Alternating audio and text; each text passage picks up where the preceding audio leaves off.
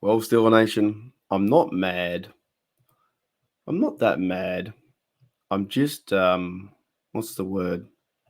Disappointed. G'day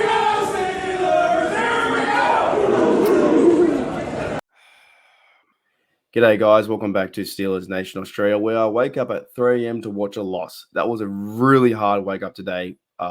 This time 2 years ago, I woke up to what I missed the Kenny Pickett start and Trubisky. Our offense in the first quarter. Let's go through it. It was tough. It was a tough game to watch. Offensively speaking, I think there needs to be some better blocking, some O-line play. There are so many fixes. In the comments, you can roast, do whatever you want to. This was a very bad loss. It was a very, very, very tough game to watch in that sense. So the Steelers do fall. If I have the score here, as you know, they fall down 27-24. I think we went into this game thinking it was going to be not a pushover, but like maybe a good game, a good victory to move to 4-0. This should be a very humbling experience. Their defense got absolutely carved up. And also, guys, the Bengals versus Panthers, they won too. They go to 1-3.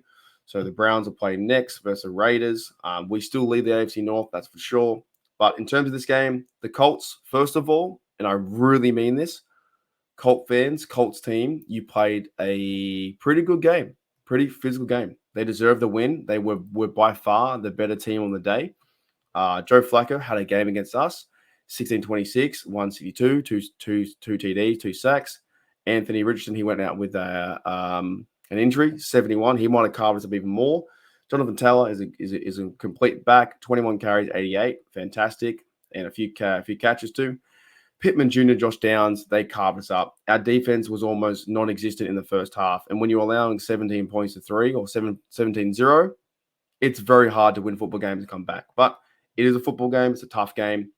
Justin Fields goes 22 for 34, 312, 1 TD, 4 sacks. A lot of errors, though. There are a lot of errors. And yeah, there were some cool plays where there was design runs and we're getting down the field and coming back in the halftime. So the Steelers scored 21 points in the second half to come back and be a chance for a three-point field goal. But the mistiming of the snap, as we all saw, was a bad snap, bad timing, hit Justin Fields in the head. You go from, I think it was a first and 10 to a second and 22 or something like that. It was terrible. Jumped on it. Fields had a really bonehead play too. The offensive line broke down and he fumbled the football, gave possession away. You can't do that. Pickens had a bonehead play as well, going out of bounds, and he fumbled the football back into the field. So that sucked. JF2, Justin Fields had 10 carries, 55 yards, and 2 TDs, 12 longest. Cordero Patterson had a good game, running strong, running physical, tough, and he was playing good football until he got hurt. Najee Harris had maybe one of his worst days in the NFL. And yes, offensive line wasn't blocking the best and they weren't playing the best. That's for sure. You had CMR was out. You had McCormick. You had Dan Moore. James Daniel went out with injury. So you pretty much had really a lot of new players from Spencer Anderson last year, 7th round pick, Broderick Jones last year. That's no excuses. First round pick on right tackle, Zach Frazier. These guys are young blokes on the offensive line. They got carved apart by the Colts defense. So Najee Harris ran for 13 carries, 19 yards. Not good enough. Offensive speaking, he's not good enough rushing the ball. We got carved up. George Pickens had a game, though, 113-38. It's going to be hard to find winners for this game in a few days' time. And also going to be very hard. I cannot go on to – I'll give a shout-out to the AFC North Roundtable. I can't go into the Roundtable. I just realized I've got to work.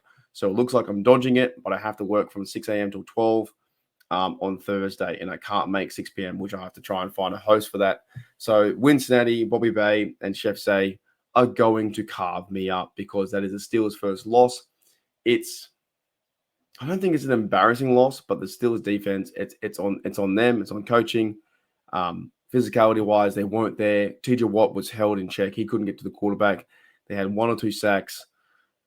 In that sense, overall, I said in my live stream, it was a piss poor performance from the defense, and they need to wake up like I do need to wake up as well.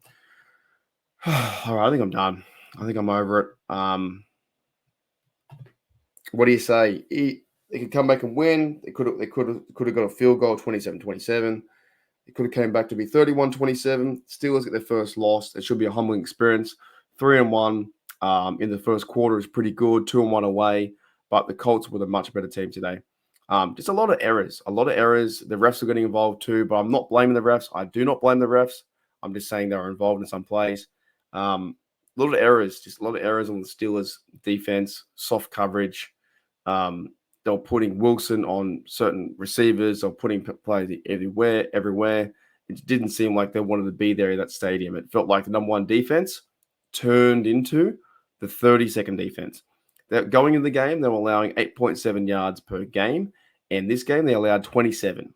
So the defense, where were you? Did we miss Highsmith, Holy dooly. You had 12 tackles by Deshaun Elliott, 0 sacks. Larry Gunjo got half a sack. So Beanie Bishop got half a sack. And Cameron Howard half a sack too.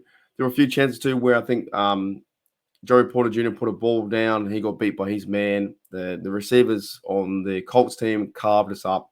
And it felt like when there was a chance to come back and we're down by 7 points, the Colts went down the field again to get 3. That was a Steelers football game if I've ever seen it, where my heart rate was so high, then so low, so high, and so low. So yeah, let's go through it. In the comments below, guys, let me know what you think. This is now out of order, so we don't have the 17-0 curse. That's not going to happen. Let's find out if the Browns can lose today and the Ravens can lose also. And then all we're going to do is move forward. The Joey Burrow Bengals, they won today. So all we can do is get back at it. And yeah, there needs to be some conversations around this team because losing 27-24 and starting out 17-0 puts you in a really bad hole. And unfortunately, as the game plays out, you just can't get out of your own way. All right, I've been Mark from Steel Nation Australia.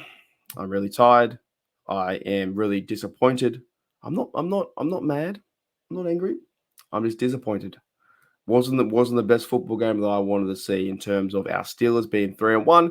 However, on a positive, this loss will hurt. It will suck. Life is life. We move on. We get through it.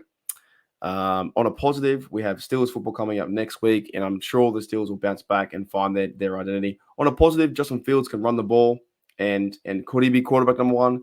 He's going to make some good choices in terms of throwing the football, but he looks like a guy that once they sort out the center exchange with the quarterback and the fumbles, 2 big fumbles today. When they sort that out, his running ability is fantastic. His quarterback runs and getting to the end zone, getting 2 TDs, he's fantastic. So when we sort that out, the positive sign is this team can score points. We know they can score 24 points now. We know they can try and catch back up, but it didn't go our way. Once the ball hit the guy on the head, the next minute, it's all over. All right. I'll see you later. I'll see you guys later.